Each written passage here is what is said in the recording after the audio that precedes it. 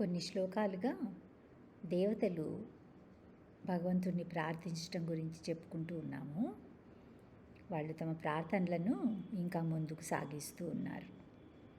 విశ్వస్య జన్మస్థితి సంయమార్థే కృతావతారస్య పదాంబుజం తే వ్రజేమ సర్వే శరణం యదీశ స్మృతం ప్రయచ్చతి అభయం స్వపుంసాం. ఈ జగత్తు యొక్క సృష్టి స్థితి లయము అనే ఈ కార్యాలను నిర్వహించటానికి త్రిమూర్తులున్నారు. సత్వగుణానికి విష్ణువు, రజోగుణానికి బ్రహ్మ, తమోగుణానికి శివుడు నియామకులుగా ఉన్నారు. అయితే ఆ గుణాల చేత వాళ్ళు నియంత్రించబడటం జరగదు. ఈ గుణాలను అనుసరించి భక్తులలో కూడా తేడాలుంటాయి. భౌతిక ప్రపంచంలో ఈ 3 గుణాలలో ఏదో ఒక్క గుణం మాత్రమే ఒక్కో వ్యక్తిలో ఎల్లప్పుడూ ఉంటుంది అని చెప్పడానికి లేదు. పరిస్థితులను బట్టి ఈ 3 గుణాలు విడివిడిగాను కలిసికట్టుగాను కూడా ఒకే వ్యక్తిలో కనిపిస్తాయి. అయితే సత్వగుణం ప్రధానంగా ఉండేవాళ్ళు విష్ణువుని ఆరాధిస్తారు. దేవాది దేవుడైన పరమపురుషుడికి అధీనులై ఉండాలి అనే సత్యాన్ని గ్రహించి ఉంటారు. రజోగుణ ప్రధానులు బ్రహ్మదేవుణ్ణి సేవిస్తారు. వీళ్ళు ఉద్రిక్త స్వభావులుగా ఉంటారు. కామము, క్రోధము వంటి వాటికి సులభంగా ప్రభావితులవుతారు. జీవితంలో ఏవేవో గోల్స్ పెట్టుకుని వాటి వెనుక పరిగెడుతూ ఉంటారు. తమోగుణం ప్రధానంగా ఉండేవాళ్ళు పరమశివుణ్ణి పూజిస్తారు. పరమసత్యం గురించిన అవగాహన లేకపోవటం వలన భగవంతుడిని గుర్తించలేని అజ్ఞాన అంధకారంలో ఉంటారు. వ్యాసమహర్షి రచించిన అష్టాదశ పురాణాలలో 6 విష్ణు పురాణాలు, 6 దేవీ పురాణాలు, 6 శివ పురాణాలు. వ్యక్తుల గుణాలను అనుసరించి వీటిలో ఏదో ఒక గుణానికి సంబంధించిన పురాణాల పట్ల వాళ్ళకి ఆసక్తి కలుగుతుంది. దేవతలు సత్వగుణ సంపన్నులు కావటం వలన అందరికీ పరమప్రభు అయిన ఆదిదేవుడిని అర్చించడము జరుగుతుంది. భగవంతుడు అత్యంత దుర్లభుడు, సులభుడు కూడా. తనను తెలుసుకున్న వాళ్లకు అత్యంత సన్నిహితంగా ఉంటాడు. తెలియని వాళ్లకు దరిదాపుల్లో కూడా ఎక్కడా కనిపించడు. భగవంతుడి సృష్టి రచన చాలా క్లిష్టంగా ఉంటుంది. ఎన్నిసార్లు చదివినా చెప్పుకున్నా మళ్ళీ ఏదో తికమకగా అనిపిస్తుంది. బ్రహ్మదేవుడు గోవిందం ఆదిపురుషం అని స్తుతించినట్లు శ్రీకృష్ణుడు ఆదిపురుషుడు, బలరాముడు మొదటి విస్తరణ అంటే ఫస్ట్ ప్లేనరీ ఎక్స్పాన్షన్. అతని నుంచి సంకర్షణుడు, వాసుదేవుడు, ప్రద్యుమ్నుడు, అనిరుద్ధుడు ప్రకటితమయ్యారు. సంకర్షణుడి నుండి నారాయణుడు, నారాయణుడి నుండి 2వ చతుర్వ్యూహ విస్తరణ అయినటువంటి సంకర్షణుడు, వాసుదేవుడు, ప్రద్యుమ్నుడు, అనిరుద్ధుడు ప్రకటితమయ్యారు. అంటే ఈ 2 క్వాడ్రపుల్ ఎక్స్పాన్షన్స్ రావడం జరిగింది. ఈ 2వ ఎక్స్పాన్షన్లో ఉన్నటువంటి ఆ సంకర్షణుని నుంచి మహావిష్ణువు ప్రకటితమయ్యారు, అంటే ఎక్స్పాండ్ అయ్యారన్నమాట. ఆ మహావిష్ణువే మొదటి పురుషావతారమైనటువంటి కారణోదక సాయి విష్ణువు. ఇంకా ఆ 2nd క్వాడ్రపుల్ ఎక్స్పాన్షన్ ఉంది కదా, దాంట్లో ఉన్న ప్రద్యుమ్నుడి నుండి గర్భోదక సాయి విష్ణువు, అందులో ఉన్న అనిరుద్ధుడి నుండి క్షీరోదక సాయి విష్ణువు విస్తరించటం జరిగింది. అంటే అంతా భగవంతుడే అన్ని రూపాలుగా విస్తరిస్తూ ఉన్నాడు. భగవంతుడికి అపరిమితంగా పేర్లు ఉన్నట్టుగానే అపరిమితమైన అవతారాలు కూడా ఉన్నాయి. వీటిలో ప్రధానంగా 6 విధాలైన అవతారాలను గురించి భాగవతంలో చెప్పారు. పురుషావతారాలు, గుణావతారాలు, లీలావతారాలు, మన్వంతర అవతారాలు, యుగావతారాలు, శక్త్యావేశ అవతారాలు. వీటిలో ఒక్కొక్కటి చెప్పుకుందాము. పురుషావతారాలు అంటే అదే ఇందాక చెప్పాను కదా, భౌతిక జగత్తు ప్రకటితం కావడం కోసం 3 విష్ణువు అవతారాలు రావడం జరిగింది అని. ఈ జగత్తు ప్రకటితం కావడానికి మొదట నిద్రావస్థలో ఉంటుంది. అంటే భౌతిక శక్తి జీవులందరూ ఏ విధంగా సుషుప్తావస్థలో భగవంతునిలో ఉన్నారో అలాగే భౌతిక శక్తి కూడా, భౌతిక ప్రకృతి కూడా సుప్తావస్థలో ఉంటుంది. ఆ శక్తిని మేల్కొల్పినప్పుడు బీజ ప్రధానం కావించబడినటువంటి ఆ భౌతిక శక్తి కాల ప్రభావంతో కలిసి మహత్తత్వంగా ప్రకటితమవుతుంది. ఈ ప్రక్రియ ఎలా జరుగుతుంది? మొదటి పురుషావతారమైనటువంటి కారణోదక సాయి విష్ణువు ఈ కార్యాన్ని నిర్వహిస్తాడు. ఆయన రోమకూపాల నుంచి వెలువడిన అసంఖ్యాకమైన బ్రహ్మాండాలలోకి మొదట చిన్న చిన్న బంతులు లాంటి ఆకారంలో ఉంటాయి. వాటి లోపలికి గర్భోదక సాయి విష్ణువు ప్రవేశిస్తాడు. దివ్యమైన ఆయన శరీరం నుంచి వెలువడిన ఉదకంలో అంటే నీళ్లతో ఒక సముద్రం తయారవుతుంది. ఆ గర్భోదక సముద్రంలో రెండవ పురుషావతారమైన గర్భోదక సాయి విష్ణువు శయనించి ఉంటాడు. ఇవన్నీ ఆశ్చర్యంగా అనిపిస్తుంది. ఒక శరీరం నుంచి వెలువడిన ఉదకం అంటే ఏంటి? చెమట కదా. చెమటతో ఎక్కడైనా ఒక సముద్రం తయారవుతుందా? కానీ చూడండి, మనకు చెమటలు పట్టినప్పుడే వేసవిలో వచ్చాయంటే ఏదో ఒక గ్లాసు నీళ్లు మన చెమట నుంచి కూడా వస్తాయి అనుకుందాం, చాలా వచ్చాయి అనుకుంటే కూడా. కానీ భగవంతుడితో పోల్చడానికి ఏది సాధ్యం కాదు. భగవంతుడు తర్వాత దీని గురించి మనం ఎక్స్ప్లెయిన్ చేసుకుంటాము. దాని ప్రకారం భగవంతుని గురించి మనం ఏదీ ఊహించలేము, అచింత్యుడు అని చెప్తూ ఉన్నారు. సరే, ఆ విధంగా గర్భోదక సాయి విష్ణువు శయనించి ఉంటాడు. ఆయన నాభి నుంచి పెరిగిన తామర పువ్వులో బ్రహ్మ జన్మిస్తాడు. తర్వాత బ్రహ్మ ఈ 14 భువనాలతో కూడినటువంటి భౌతిక జగత్తుని సృష్టిస్తాడు. మూడవ పురుషావతారమైనటువంటి క్షీరోదక సాయి విష్ణువు పాల సముద్రంలో శయనించి ఉంటాడు. క్షీరసాగరం అంటాం కదా. ఈ విష్ణువు చరాచర జీవరాశులన్నిటిలోనూ ప్రవేశించటమే కాకుండా ప్రతి జీవి హృదయంలోనూ కూడా పరమాత్మ రూపంగా ఉంటాడు. సో ఈ ముగ్గురిని పురుషావతారాలు అంటారు. తర్వాత గుణావతారాలు అంటే విశ్వం యొక్క సృష్టి జరగడము, దాన్ని పోషించటము, లయం చేయటము అనే కార్యాలను నిర్వహించటానికి 3 అవతారాలు ఉన్నారు. జీవులను ప్రభావితం చేస్తున్నటువంటి ఈ 3 గుణాలు ఉన్నాయి కదా, త్రిగుణాలు, సత్వరజస్తమో గుణాలు. ఆ గుణాలకు అధినేతలుగా ఈ త్రిమూర్తులు పనిచేస్తూ ఉంటారు.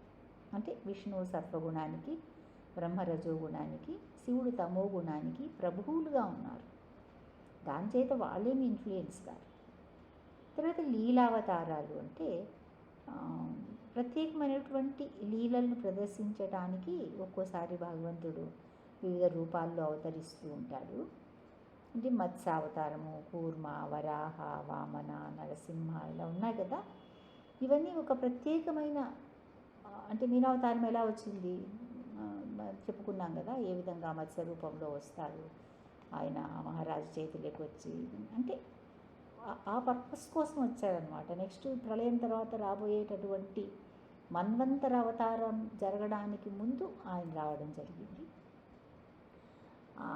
అలాగే ప్రత్యేకించి ఒక లీలను ప్రదర్శించడం కోసమే ఈ అవతారాలు వస్తాయి, అంతే అన్నమాట. దానికోసమే ఉంటాయి, తర్వాత మళ్ళీ కంటిన్యూ అవడం అనేది ఉండదు. మన్వంతర అవతారాలు అంటే వీటిని కల్పావతారాలు అని కూడా అంటారు. బ్రహ్మకు ఒకరోజు గడిచే సమయంలో 14 మంది మనువులు వస్తారు.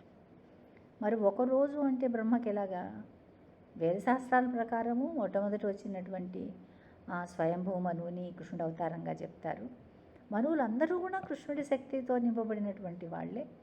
మనుకులాన్ని అంటే మానవులని మనువులే డైరెక్ట్ చేస్తూ ఉంటారు. ఇప్పటికీ ఈ ధర్మాన్ని ఆచరించటానికి మను సంహిత అనే గ్రంథాన్ని ఫాలో చేస్తారు. ఆ విధంగా కృష్ణుడి చేత శక్తి ప్రదానం చేయబడినటువంటి మనువులను మన్వంతర అవతారాలు అంటారు. ఒక మనువు జీవితకాలం పూర్తయిన తర్వాత ఇంకొక మనువు పాలన ప్రారంభమవుతుంది. భగవద్గీత ప్రకారం తీసుకుంటే సహస్రయుగ పర్యంతం అహర్యద్ బ్రహ్మణో విదుః రాత్రిం యుగ సహస్రాంతం తే అహరాత్ర విదో జనాః. అంటే బ్రహ్మకు ఒక్క రోజు అంటే ఎలా ఉంటుంది చెప్తున్నారు.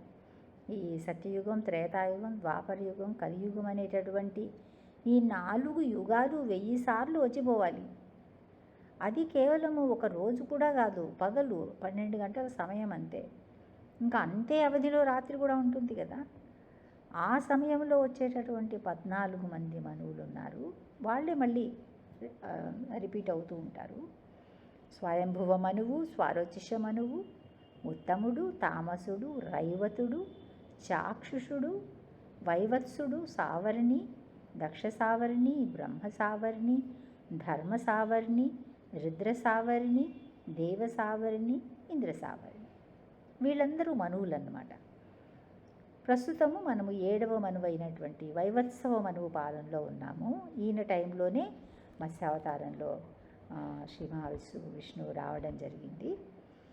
మనము ఎప్పుడైనా ఆ టెంపుల్స్కి వెళ్ళినప్పుడు ఈ ఫెస్టివల్ సెలబ్రేషన్స్ జరుగుతుంటాయి కదా, గమనిస్తే ముందు వాళ్ళు మనం ఏ యుగంలో, ఏ మన్వంతరంలో, ఏ దేశంలో, ఏ ఖండంలో, ఏ సంవత్సరంలో, ఏ మాసంలో, ఏ రోజు, ఏ నక్షత్రంలో ఉన్నారు అనే దాని గురించి మొదట చెప్తారు. వైవత్సవ మన్వంతరే ప్రథమపాదే జంబూద్వీపే భరతవర్షే భరతఖండే కృష్ణపక్షే లేదా శుక్లపక్షే, ఇలా ఆ రోజు ఏ వారము, తిథి, నక్షత్రము అన్నీ కూడా చెప్తారన్నమాట. సో బ్రహ్మ ఒక్క రోజును కల్పము అంటారు. 4 యుగాలు కలిపితే మహాయుగము అంటారు. ఈ మహాయుగాలు 1000 గడిస్తే ఒక కల్పం అన్నమాట. అటువంటి రోజులు, నెలలు, సంవత్సరాలు ఒక 100 ఏళ్ళు బ్రహ్మ జీవిస్తారు. అన్ని నెంబర్లను మనం లెక్క కూడా పెట్టలేము. అంతకాలం జీవించడాన్ని అసలు ఊహించను కూడా లేదు. అటువంటి బ్రహ్మదేవుడు, అతని జీవిత కాలంలో వచ్చే 5,04,000 మంది మనువులు అందరూ మహావిష్ణువు ఒక్కసారి ఊపిరి వదిలేంత సమయంలో వచ్చి వెళ్ళిపోతూ ఉంటారు. బ్రహ్మ సంహితంలో స్వయంగా బ్రహ్మదేవుడే దీనిని గురించి వివరించాడు. వీటిని అర్థం చేసుకోవడం కష్టమైనప్పటికీ ఇవన్నీ వేదాలు, శాస్త్రాల్లో బోధించినటువంటి విషయాలు కావటం వలన నమ్మి తీరాలి. ఎస్సైక నిశ్వసిత కాలమథావలంబ్య జీవంతి లోమ విలజా జగదండనాథ విష్ణుర్మహాన్ సైహయస్య కళా విశేషో గోవిందమాది పురుషం తమహం భజామి. బ్రహ్మదేవుడు స్తుతిస్తూ ఉన్నాడు. మహావిష్ణువు రోమకూపాల నుండి ప్రకటితమైన బ్రహ్మాండాలు, వాటికి అధిపతులైన ఇతర ప్రభువులు, బ్రహ్మదేవుడు అందరూ ఆ మహావిష్ణువు యొక్క ఒక్క నిశ్వాస కాలం మాత్రమే జీవించి ఉంటారు. ఊపిరి తీసుకోవడం ఉచ్ఛ్వాసము, వదలటం నిశ్వాసము. ఆయన ఊపిరి వదిలినప్పుడు ఉనికిలోకి వచ్చినటువంటి ఈ సమస్త భౌతిక సృష్టి ఆయన ఊపిరి తీసుకోగానే మళ్ళీ ఆయన కుక్షి లోపలికి వెళ్ళిపోతుంది. అంత దీర్ఘమైన శ్వాస ఉండే మహావిష్ణువు రూపాన్ని అసలు ఊహించలేము. మరి ఆ మహావిష్ణువు గర్భోదక సాయి విష్ణువుగా ఉన్నప్పుడు ఆయన శరీరం నుంచి ఒక సముద్రం అంతా నీళ్ళు వచ్చాయి అంటే ఏం ఆశ్చర్యం లేదు కదా. మరి ఆ మహావిష్ణువు కూడా ఆదిపురుషుడైన గోవిందుడి కళావిశేషమే. అంటే ఆయనే ఎండు కాదు, ఇంకా ఆయన పైన మళ్ళీ కృష్ణుడు ఉన్నాడు. అటువంటి గోవిందుణ్ణి నేను భజిస్తున్నాను అని బ్రహ్మదేవుడు అంటున్నాడు. ఈ విష్ణుతత్వం యొక్క మహావిభూతులు అంటే ఈ వైభవాల వర్ణన ఇంత అద్భుతంగా ఉంటుంది. తర్వాత యుగావతారాలు ఉన్నాయి. ప్రతి యుగానికి విధించబడినటువంటి ఒక ధర్మం ఉన్నట్లుగానే ఆ యుగానికి సంబంధించిన అవతారాలు కూడా ఉంటాయి. కృష్ణుడు భగవద్గీతలో తన జన్మలోని వైచిత్ర్యాన్ని గురించి తెలియజేశాడు. నేను పుట్టుకలేని వాడినైనా, దివ్యమైన నా శరీరం ఎప్పుడూ నశించకపోయినా, జీవులందరికీ నేను అధీశ్వరుడినైనా, ప్రతి యుగంలోనూ నా అంతర్శక్తి చేత అంటే ఆత్మమాయ చేత దివ్యమైన నా యథార్థ రూపంలో నేను అవతరిస్తూ ఉంటాను. అదేవిధంగా కలియుగంలో పతనం పరాకాష్ఠకు చేరినప్పుడు అందరినీ తెగనాడడానికి కల్కిగా అవతరించబోతున్నాడు. సాక్షాత్తు కృష్ణుడే ఆల్రెడీ సువర్ణావతారంగా చైతన్య మహాప్రభువుగా అవతరించారు. అయినప్పటికీ అది గుప్తావతారం. కలియుగంలోని దౌర్భాగ్యులకు ఉద్ధరించబడే అవకాశాన్ని ఇవ్వటం కోసం ఆయన నామావతారంగా, శబ్దావతారంగా తనంతరు రివీల్ చేసుకున్నారు. భగవంతుడిగా కాదు. కృష్ణుడిని భగవంతుడిగా యాక్సెప్ట్ చెయ్యలేని వాళ్ళు చివరికి మృత్యువుగా కాలరూపంగా ఆయన అంగీకరించక తప్పదు. మేము నమ్మము అనడానికి లేదు. అదేవిధంగా పరమ పవిత్రమైన కృష్ణనామాన్ని స్వీకరించనటువంటి వాళ్ళు మృత్యు రూపంగా కల్కి అవతారాన్ని చూడాల్సి వస్తుంది. అంటే అందుకే ఈ అవకాశం చైతన్య మహాప్రభు కృష్ణుడు సాక్షాత్తు కృష్ణుడు వచ్చి మనలాంటి పతితులైనటువంటి జనం కోసం ఈ మహామంత్రాన్ని ఇచ్చారు మనకు. 10,000 సంవత్సరాలు దీన్ని మనం ఉపయోగించుకుని అంత లోపల మనం వెళ్ళిపోవాలి, ఇంకా మళ్ళీ వచ్చే పని పెట్టుకోకూడదు. ఈ కలియుగంలో ఉన్నటువంటి దౌర్భాగ్యులకు అటువంటి అవకాశం ఇచ్చాడు ఆయన. ఇంకా లేదంటే కలికి అవతారం వచ్చిందంటే అప్పుడు సమస్త జనాన్ని భూమిపైన ఉన్న అందరినీ కూడా, ఇంకా ఉన్నదంతా అసురులే, బోధించడం ప్రీచింగ్ అన్నీ ఏముండవు అన్నమాట. ఇంకా కన్విన్స్ చేయడం, నచ్చ చెప్పటం ఏది ఉండదు, అంతా దుష్ట సంహారమే. ఈ కలియుగం చివరి దశలో ఆయన ప్రదర్శించబోయే లీల అది. ఇంకా ఫైనల్గా శక్తావేశ అవతారాల గురించి చెప్తున్నారు. ఇవి ఎన్నో ఉన్నాయి. వీటిలో మళ్ళీ 2 రకాలు ఉంటాయి. భగవంతుడు స్వయంగా విస్తరించి తన విభూతుల శక్తితో లీలలు ప్రదర్శించటం ఒక రకం, అంటే ప్రత్యక్ష అవతారాలు, సాక్షాత్ అవతారాలు అంటాం కదా, అలాగా కల్కి, బుద్ధుడు లాంటివి. రెండవది అర్హత గల ఒక జీవాలు, ఒక లివింగ్ ఎంటిటీని ఆయన సెలెక్ట్ చేసుకుని తన శక్తితో నింపి, అందుకే శక్త్యావేశ అంటున్నారు. ప్రత్యేకమైన ఒక కార్యం నిర్వహించటానికి తన తరఫున నియోగిస్తాడు.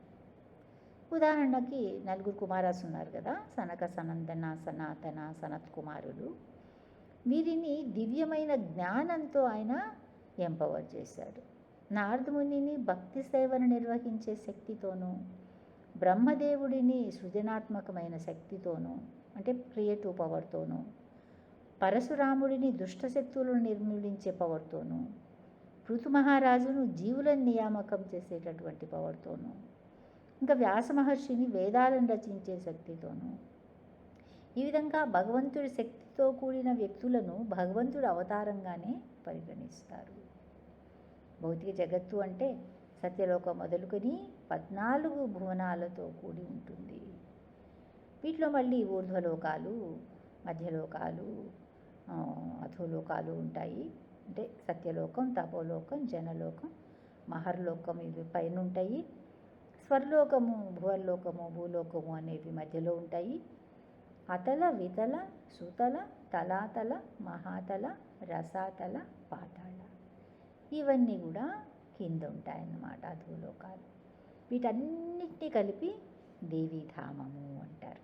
అంటే మనం దుర్గాదేవి ఆధ్వర్యంలో ఉన్నాం కదా, దేవీధామంలో ఉన్న హయ్యెస్ట్ లోకంలో, అంటే అన్నిటికంటే పైన ఉన్నటువంటి లోకంలో సత్యలోకం, అది బ్రహ్మ నివసిస్తున్నాడు. అసురుల నుండి దేవతలు సమస్యలు ఎదుర్కొంటూ ఉన్నప్పుడు, ఇంకా విపత్కరమైన పరిస్థితుల్లో ఉన్నప్పుడు దేవతలందరూ కూడా బ్రహ్మదేవుని దగ్గరికి వెళ్ళి ఆయనను అర్చించి శ్రీమన్నారాయణుని ఆశ్రయిస్తారు. శ్వేతద్వీపంలో క్షీరసాగరంలో శయనించి ఉన్న చతుర్భుజ నారాయణుడే జగత్తుకు నియామకుడైనటువంటి విష్ణుమూర్తి. అంటే క్షీరోదక సాయి విష్ణు చెప్పాం కదా.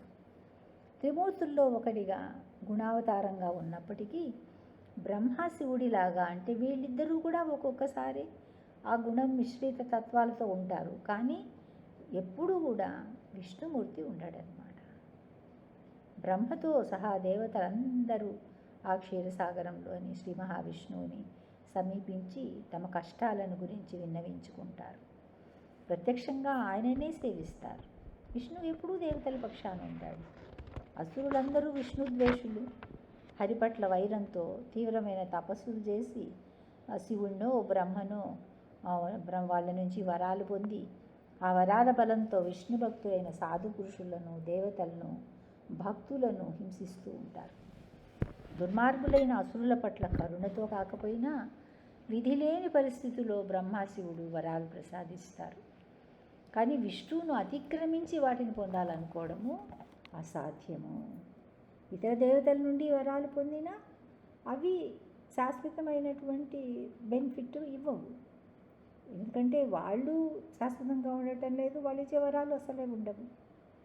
ఈ విధంగా భగవంతుని యొక్క ఔన్నత్యము, భగవంతుని యొక్క అలౌకికమైన స్థితి, భగవంతుడి అవతారాలు, వీటన్నిటిని గురించి కూడా అంటే ఎంత చెప్పుకున్నా కూడా ఇది తరగదన్నమాట. ఇంకా ఒక్కొక్కటిగా వేరే విషయాలు తెలుసుకుందాము. హరే కృష్ణ.